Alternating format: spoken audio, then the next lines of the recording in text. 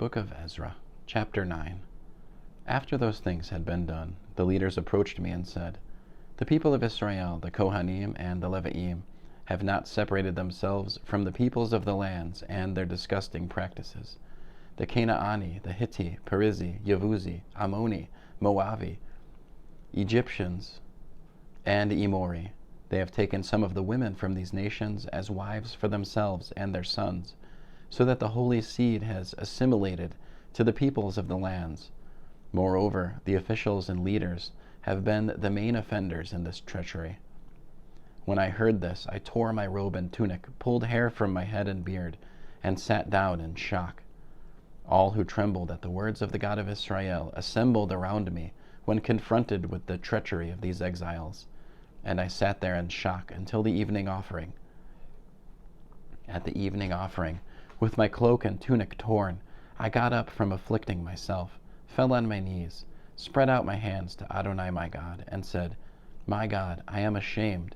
I blush to lift my face to you, my God, for our sins tower over our heads. Our guilt reaches up to heaven. Since the times of our ancestors, we have been deeply guilty, and because of our sins, we, our kings, and our cohanim have been handed over to the kings of the lands, to the sword, to exile, to pillage, and disgrace, as is the case today. Now, for a brief moment, Adonai our God has shown us the favor of allowing a remnant to escape and giving us a secure foothold in his holy place, in order for God to make things look brighter to us and revive us a little in our slavery.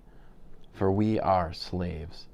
Yet our God has not abandoned us in our slavery, but has caused the kings of Persia to extend grace to us, reviving us, so that we can rebuild the house of our God, repair its ruins, and have a wall of defense in Yehuda and Yerushalayim. But now, our God, what are we to say after this? For we have abandoned your mitzvot, which you gave us through your servants the prophets, when they said, 'The land which you are going to, in order to take possession of it, is a land defiled by the uncleanness of the peoples of the lands, because of their disgusting practices, which have filled it with their filth from one end to the other. Therefore you are not to give your daughters to their sons, or take their daughters for your sons, and you are not to promote their peace or prosperity ever. Only in this way will you grow strong, enjoy the good things of the land, and leave it as a lasting inheritance to your children. Now, after that, all that has come upon us because of our evil deeds and our deep guilt, and even so you, our God, have punished us less than our sins deserve, and have given us a surviving remnant. Are we to break your mitzvot again by making marriages with the peoples who have these disgusting practices?